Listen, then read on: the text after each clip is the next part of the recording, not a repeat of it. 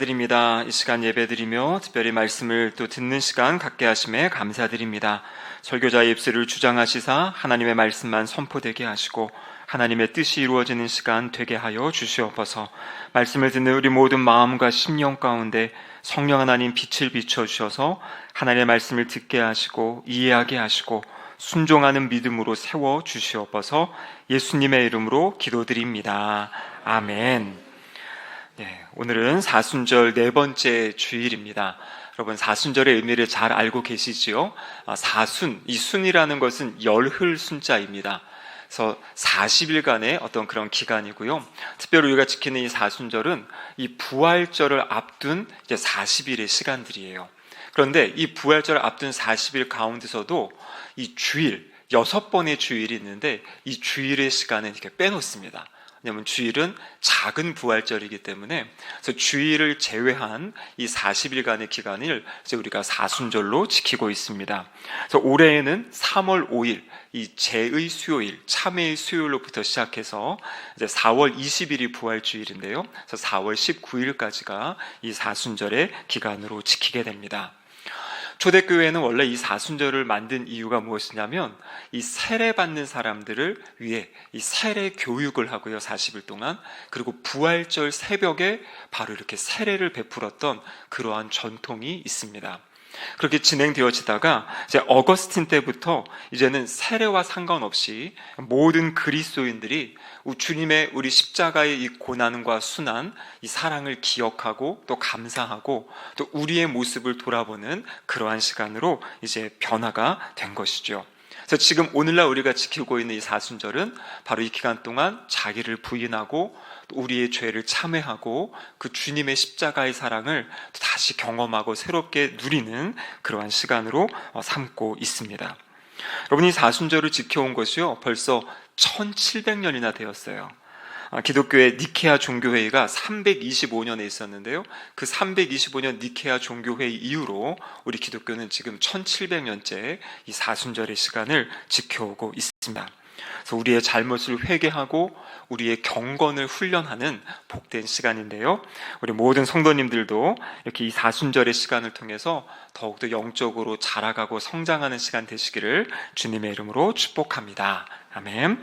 오늘 본문을 보시면은요, 오늘 본문은 예수님께서 십자가에 달리시기 전날 저녁에 있었던 사건을 다루고 있습니다.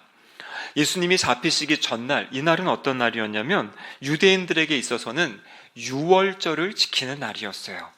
그래서 예수님께서 특별히 베드로와 요한을 보내시면서 함께 할 유월절 식사를 준비하라 이렇게 말씀하셨고요, 베드로와 요한이 가서 먼저 장소를 답사하고 그 유월절 식사를 준비하게 된 상황입니다.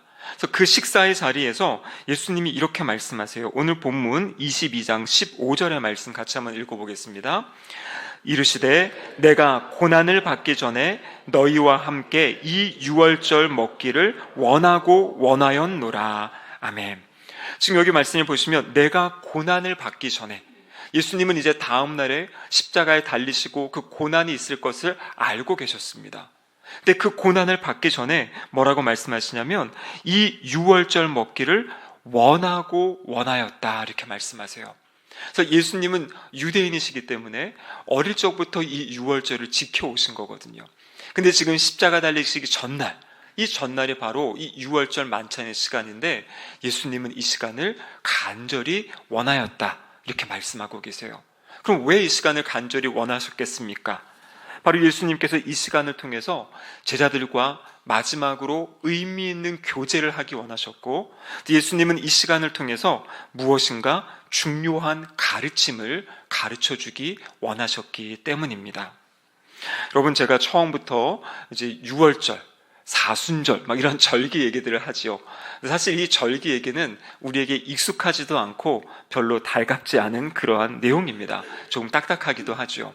그런데 여러분, 이 절기가 중요한 이유는 무엇이냐면 우리 하나님은 시간 속에서 일하시는 하나님이세요. 우리 하나님은 역사 가운데 일하시는 하나님이십니다. 그래서 우리가 지금 구약의 파노라마도 그렇고 구약 성경을 읽을 때 하나님의 일하심 역사는 어떻게 나타나냐면 하나님은 사건들을 통해서 역사 가운데 행하시는 일들을 통해서 하나님이 어떠한 분이신지를 나타내고 가르쳐 주십니다. 그래서 성경을 보면 하나님이 어떤 분이신가? 1번 하나님은 세상을 창조하셨다. 2번 하나님은 전능하시다. 3번 하나님은 어디에나 계신다. 이런 식으로 성경이 기록되어 있지 않습니다. 하나님이 행하신 일, 하나님이 역사 가운데 우리 인간 가운데 찾아오셔서 행하신 그 일들을 통해서 하나님이 어떠한 분이신지를 가르쳐 주시고 계신 거죠. 그렇기 때문에 우리가 이 절기를 알고 절기를 지킨다라는 것은 하나님의 역사하심을 기억하는 것이고요. 또 그 절기를 통해 하나님이 어떠한 분이신지를 알아갈 수 있도록 하나님이 우리에게 만들어 주신 겁니다. 여러분, 6월절은 어떤 절기입니까? 제가 지난번에도 우스갯소리를 그랬죠. 어떤 분은 6월절 했더니 6월달에 지키는 절기입니다, 이렇게 얘기하는데 6월절은 6월달과는 상관이 없습니다. 6월절의 핵심은 무엇이냐면 바로 출애굽 사건이에요. 우리가 지난 시간에도 제가 잠시 언급했는데요, 이스라엘 백성들이 애굽에서 400년간 종살이했습니다. 이 종살이가 너무 힘들어서 하나님께 이제 막 부르짖잖아요. 하나님, 우리 좀 살려주세요. 그때 하나님이 어떤 사람을 보내십니까? 바로 모세를 보내셔가지고요, 그 이스라엘 백성들을 애굽에서 구출해내십니다. 그런데 장정만 60만 명이고요, 아이들과 어른들 다 합치면, 여성들까지 합치면 200만 명이 되는 이러한 노예들을 어떤 왕이 그냥 내보내주겠습니까? 안 내보내주거든요. 그래서 하나님께서 10가지의 재앙을 애굽에 내리시는 거죠. 우리가 알다시피 이 나일강, 물이 피로 변하는 사건도 있고요, 막 파리떼가 날아오기도 하고 이가 막 생기기도 하고 우박이 내리기도 하고 다양한 심판들이 있었습니다. 재앙이 있었어요. 그래도 바로의 마음이 움직이지 않아요. 근데 마지막 하나님이 10번째 재앙을 내리실 때 바로가 이제 손을 들게 됩니다. 그것이 무엇입니까? 각 가정에 있는 장자, 첫 번째 아들을 하나님께서 다 죽이시는 거예요. 근데 성경을 보면 이 바로 왕의 아들로부터 시작해서 애굽의 모든 백성들, 사람들뿐만 아니라 가축의 처음 난 것까지 하나님께서 마지막에 다 심판으로 다 죽이시는 겁니다. 그런데 이 하나님의 마지막 심판이 있을 때 하나님께서 이스라엘 백성들에게는 특별한 말씀을 하세요. 그것이 무엇이냐면, 하나님의 천사들이, 하나님의 사자들이 다니면서 그 애굽의 온 땅을 심판할 때 하나님의 백성들은 그 심판에서 면제될 수 있는, 예외될 수 있는 그러한 방법을 가르쳐 주신 겁니다.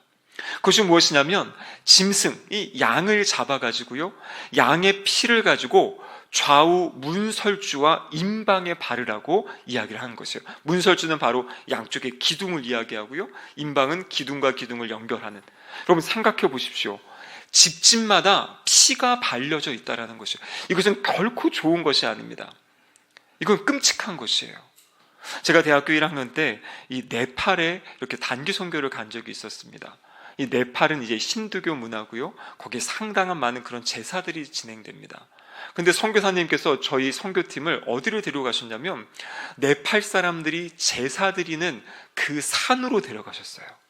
그 산 속에서 이제 막 제사를 드리는데 짐승을 지금도 막 잡고요 하는데, 그 산의 입구에 딱 들어서서 가는 순간부터 피 비린내가 나기 시작하는 거예요.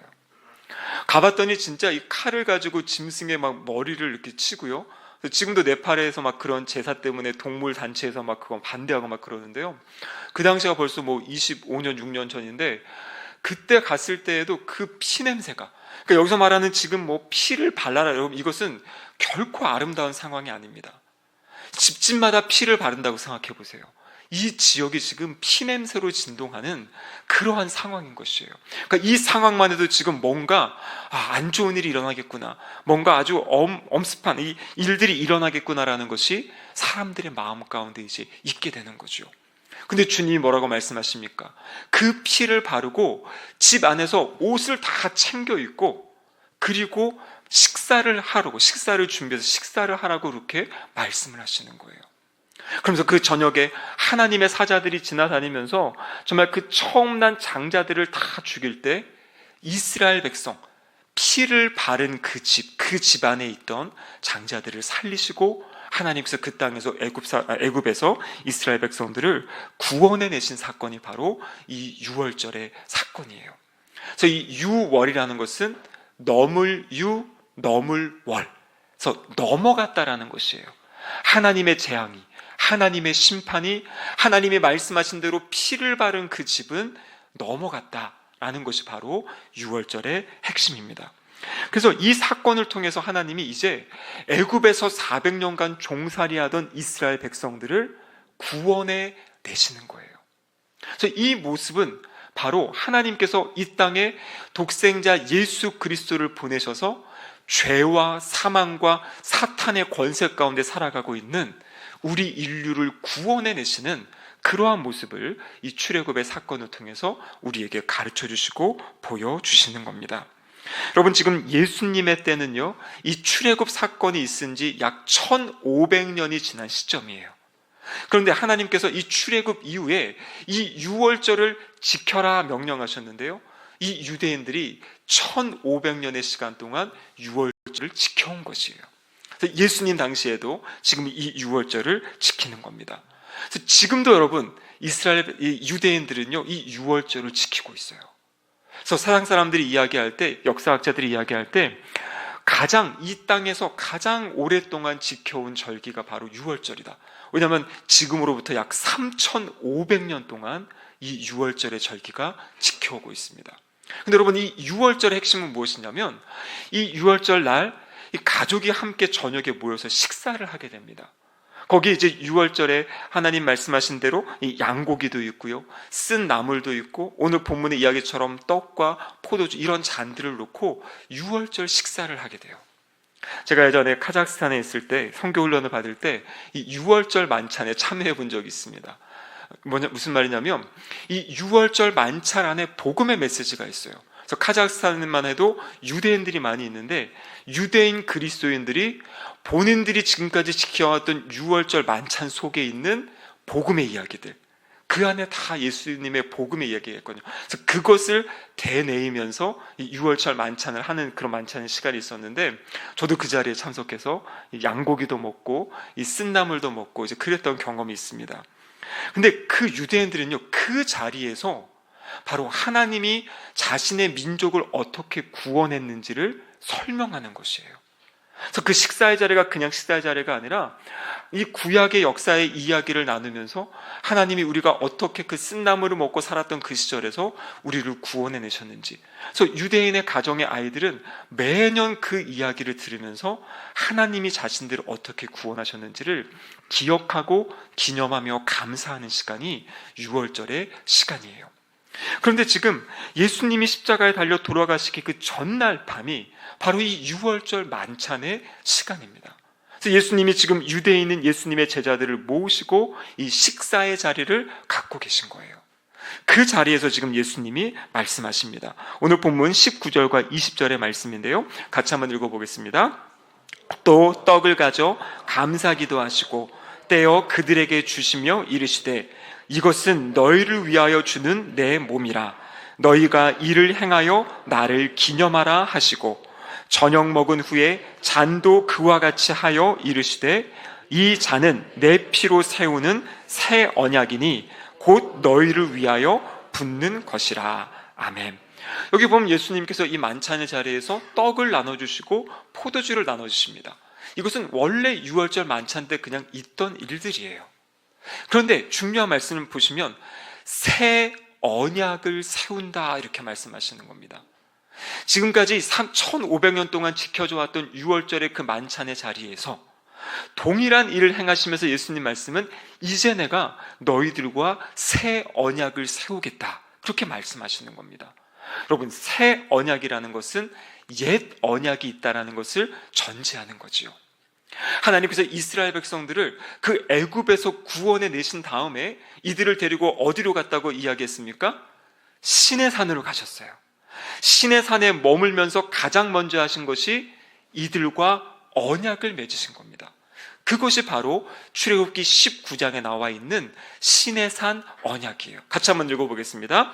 세계가 다 내게 속하였나니 너희가 내 말을 잘 듣고 내 언약을 지키면 너희는 모든 민족 중에서 내 소유가 되겠고, 너희가 내게 대하여 제사장 나라가 되며 거룩한 백성이 되리라. 너는 이 말을 이스라엘 자손에게 전할지니라. 아멘. 지금 하나님께서 모세에게 말씀을 주시는 겁니다. 내 말을 잘 듣고 내 언약을 지키면 이제 이스라엘 백성이 하나님의 소유가 되고 제사장 나라가 되고 거룩한 백성이 될 것이다 말씀하신 거예요. 이것은 하나님의 언약의 말씀이기도 하고 약속의 말씀이기도 하고 또 이들에게 주신 책임과 특권, 사명이 주어진 말씀이에요. 근데 이스라엘 백성들이 모세를 통해 이 말씀을 듣고 그 말씀에 믿음으로 화답합니다. 우리가 그렇게 하겠습니다 하면서 그 출애굽기 19장에서 이들이 하나님과 언약을 맺게 되는 것이에요. 그래서 하나님이 언약 백성은 이렇게 살아야 된다 하면서 주시는 말씀이 출애굽기 20장에 나와 있는 10계명부터 해가지고 24장까지 나와 있는 그 시행 규칙들, 마지막 24장에서 하나님과 이스라엘 백성들이 언약을 맺게 됩니다. 그것이 바로 구약에 나와 있는 옛 언약이라는 것이에요. 그런데 여러분, 이스라엘 백성들이 이 언약을 잘 지키겠다고 했는데 언약을 잘 지켰습니까? 아니죠. 우리가 구약의 역사를 보면 이스라엘 백성들이 끊임없이 하나님의 말씀에 불순종하고 하나님을 떠나 우상을 숭배하는 그런 모습을 보여주고 있어요. 그래서 하나님께서 그것을 돌이키시기 위해서 어떻게 하십니까? 끊임없이 선지자들을 보내셔가지고 회개하라, 아니하면 너희들 이 땅에서 쫓겨난다, 회개하고 돌아와라 말씀하시는데 이스라엘 백성들이 듣지를 않아요. 그래서 결국에 하나님이 먼저 북이스라엘을 쫓아내시고요, 그 가나안 땅에서. 그리고 남유다를 쫓아내세요. 그러니까 하나님과의 언약이 파괴가 되고 깨어졌어요. 근데 그 상황에서 하나님께서 새 언약을 약속하시는 거예요. 이 긍휼이 풍성하신 하나님은 이스라엘 백성들의 잘못 때문에 깨어진 그 옛 언약, 그 깨어진 언약이 아니라 이제 내가 너희들과 새로운 언약을 맺겠다라고 말씀하시는 거예요. 그것이 바로 예레미야서 31장 31절에 있는 말씀입니다. 같이 한번 읽어보겠습니다. 여호와의 말씀이니라. 보라, 날이 이르니 내가 이스라엘 집과 유다 집에 새 언약을 맺으리라. 아멘. 지금 이 깨어진 언약이 깨어진 그 상황에서 하나님이 다시 이들에게 내가 이스라엘 집과 유다 집과 이제 새 언약을 맺겠다 이렇게 말씀하시는 겁니다. 그래서 새 언약은 옛 언약과 차이점이 있어요. 그래서 예레미야서 31장 33절 말씀 같이 읽겠습니다. 그러나 그날 후에 내가 이스라엘 집과 맺을 언약은 이러하니 곧 내가 나의 법을 그들의 속에 두며 그들의 마음에 기록하여 나는 그들의 하나님이 되고 그들은 내 백성이 될 것이라. 여호와의 말씀이니라. 아멘. 여러분, 지금 새 언약을 뭘 이야기합니까? 나의 법을 그들 속에 두고 나의 법을 그들의 마음에 기록하겠다 이렇게 말씀하시는 거예요. 법을 속에 두고 마음에 기록하겠다는 것은 무슨 말이냐면 이제는 이 말씀에 순종하며 살아갈 수 있는 그러한 존재로 변화시켜 주시겠다라는 약속의 말씀이에요. 이 말씀이 구체적으로 어떻게 실현되냐면 바로 성령 하나님을 우리 가운데 보내주심으로 우리가 성령님의 음성에 듣고 성령님과 동행하며 살아갈 때 하나님의 약속의 말씀에 순종하며 살아갈 수 있게 해주겠다라는 그 약속의 말씀입니다.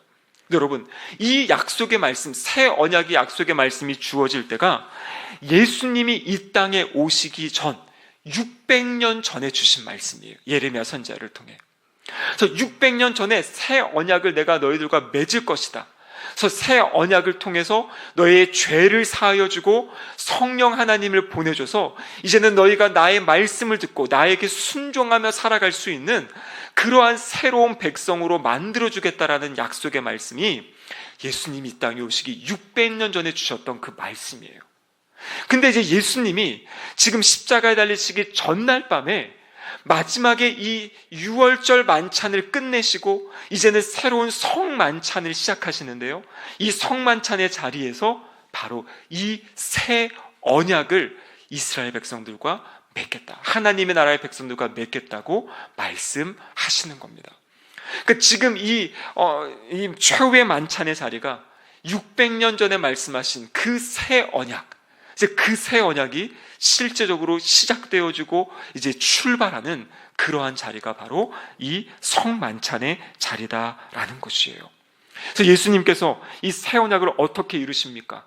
바로 이 다음날 그 십자가에 달려 죽으심으로 우리의 그 모든 과거와 현재와 미래의 모든 죄를 예수님이 친히 담당하셔서 우리가 죽어야 될 그 저주, 우리가 감당해야 될 그 저주를 예수님이 친히 담당하시고 십자가에 죽으시고 우리의 그 죄를 용서해 주신 것이에요.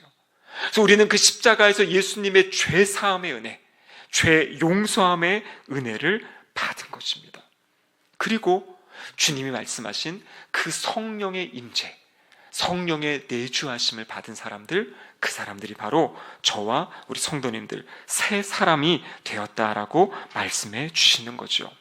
그래서 예수님께서 바로 십자가 달리시기 전날 밤 이 성만찬을 제정하시면서 이제 내일 있을 그 십자가의 사건을 내가 다시 올 때까지 하나님의 백성들이, 하나님의 자녀들이 기억하고 기념하고 지키라고 성만찬을 제정해 주신 거예요. 그래서 우리 성만찬은 예수님께서 정하신 두 가지의 성례가 있죠. 바로 세례와 성찬, 이 두 가지. 이것을 초대교회 때부터 지금까지 우리 기독교는 2000년 동안 기억하고 지켜오고 있는 것입니다. 그래서 이 성만찬의 자리를 통해서, 이 자리를 통해서 예수 그리스도의 십자가가 무엇인지, 그 십자가의 사랑과 그 은혜를 다시 기억하고 그것을 감사하는 시간으로 이 성만찬의 자리를 우리에게 허락하셨다라는 것입니다. 여러분, 그래서 우리는 지금도 이 성만찬의 시간을 갖고 있는 거죠. 그래서 우리가 돌아오는 이제 4월 20일 부활 주일에 우리는 이제 세례식을 하고 성찬식을 하게 됩니다. 근데 여러분, 저도 신앙생활 하다 보면요, 이 세례 성찬식이 1년에 3번, 4번, 많으면 한 5번 되는 교회도 있지만 주로 한 4번, 5번 정도 이렇게 성찬식을 하는 것 같아요. 그러니까 이 성찬식이 너무나 뜸하고 있고, 또 성찬에 대해서 우리가 배우는 것은 언제 배우냐면 이제 세례교육 때 배우고, 그 뒤로는 성찬에 대해서 별로 이야기를 듣지도 않고 생각하지 못하고 성찬을 대할 때가 많은 것 같습니다. 근데 여러분, 이 성찬은 너무나 중요한 것이에요. 하나님께서 특별히 예수님을 통해서 이 성찬을 제정하게 하셨고, 이 성찬을 행하라고 우리에게 명령하신 거거든요. 그래서 오늘은 짧은 시간이겠지만 이 성찬의 의미를 마지막으로 함께 살펴보고 말씀을 마무리하도록 하겠습니다. 방금 말씀드린 것처럼 이 성찬을 통해서 우리는 그 주님의 십자가의 사랑과 그 은혜, 우리의 죄 용서함을 받았음을 기억하고 기념하는 것이 이 성찬의 시간이에요. 그래서 우리는 성찬을 준비할 때마다, 성찬을 맞이할 때마다 그 십자가의 사랑, 십자가의 은혜를 우리가 기억할 수 있어야 됩니다. 그것뿐만 아니라 그 하나님의 사랑에 감사할 수 있어야 되는 거죠. 여러분, 우리가 기도해야 될 것은 무엇이냐면, 이 사순절에 기도해야 될 것은 무엇이냐면, 하나님, 우리가 매년 돌아오는 그냥 지나가는 사순절이 아니라 이 사순절의 시간을 통해서 다시 주님을 새롭게 만나게 해주세요. 그 주님의 은혜와 주님의 사랑, 그 은혜가 우리의 마음과 우리의 심령 가운데 정말 다시 차고 넘치게 해달라고, 여러분, 그것을 위해 우리가 기도할 수 있어야 됩니다. 여러분, 부흥이라는 것은 살아나는 거라고 말씀드렸지요. 다시 살아나는 것이에요. 주님의 그 십자가의 사랑이 우리의 마음과 심령 가운데 정말 이렇게 찾아오고 젖어들어서 정말 주님 십자가 생각할 때마다 우리의 마음에 그 감사한 마음, 그 은혜가 정말 이렇게 생각되어지고 고백되어지고 찬양되어지는, 여러분, 그것이 회복될 수 있도록 우리가 기도할 수 있어야 됩니다. 여러분, 그리고 근데 성만찬은요, 단순히 과거에 있었던 주님의 은혜를 기억하고 기념하는 차원이 아닙니다. 성만찬의 자리는 하나님이 약속하신 자리예요. 내가 그곳 가운데 임재하겠다. 우리 부활하신 예수님이 성령 하나님을 통해서 성만찬의 자리에 찾아오시고 임재하시겠다고, 주님이 그 자리에 현존하시겠다고 약속하신 자리가 성만찬의 자리다라는 것이에요. 여러분, 우리가 주일 예배 때 이렇게 말씀을 듣는 것, 설교를 듣는 것은 이제 들려지는 하나님의 말씀을 통해 우리가 은혜를 받는 것이죠. 성만찬은 무엇이냐면 보여지는 하나님의 말씀, 그리고 만져지는 하나님의 말씀인 것이에요. 성찬을 할 때 우리가 성찬에 그 떡을 받고 이 잔을 받지 않습니까? 이것이 바로 우리 주님의 살과 또 주님의 그 피, 우리가 받는 거잖아요. 영적으로 주님이 그 성만찬의 자리에 임재하셔서 우리가 그 떡을 받고 또 이 잔을 마실 때 우리가 주님을 접촉하는 거죠. 주님의 살과 피를 만지는. 그래서 그냥 말씀으로 귀로만 듣는 것이 아니라 눈으로 보고 우리의 몸으로, 온몸으로 만지고 경험하는 시간이 바로 성만찬의 시간이다라는 것이에요. 그래서 이 성만찬을 통해 주님은 우리에게 영적인 양식을 공급해 주시는 겁니다. 그래서 우리는 이 성만찬을 받기 전에 기대하는 마음을 가지셔야 돼요. 하나님, 이 주님의 살을, 이 떡을 먹고 이 피를 마실 때, 이 잔을 받을 때 정말 그 살아계신 그 주님과의 그 만남, 그 주님이 나의 가운데 나에게 찾아오셔서 나의 영을 회복시키시고 다시 살리시고 일으키시고 나의 연약함들을 고치시고 치유하시고 회복하시는 그 은혜가 그 성찬의 자리에 주님이 친히 찾아오셔서 우리에게 베풀어 달라고, 여러분, 그것을 기대하고 소망하면서 우리가 이 성찬의 자리에 참여해야 되는 것입니다. 우리가 3주 뒤에 성찬식이 있어요. 그런데 여러분, 고린도전서 11장의 말씀을 꼭 한번 읽어보십시오. 고린도전서 11장은 성찬에 관한 말씀이에요.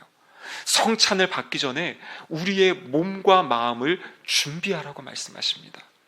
기대하는 마음으로, 소망하는 마음으로 우리의 죄악들을 다 고백하고요, 우리의 몸을 거룩하고 정결하게 구별하고요, 그리고 그 부활절 아침에 부활하신 주님을 정말 우리의 눈으로 보고 우리의 온 몸으로 만지는, 경험하는, 그리고 그 주님이 우리 가운데 찾아오셔서 우리를 살리시고 일으키시고 회복시키시는 그 은혜를 경험하는 자리가 바로 성만찬의 자리입니다.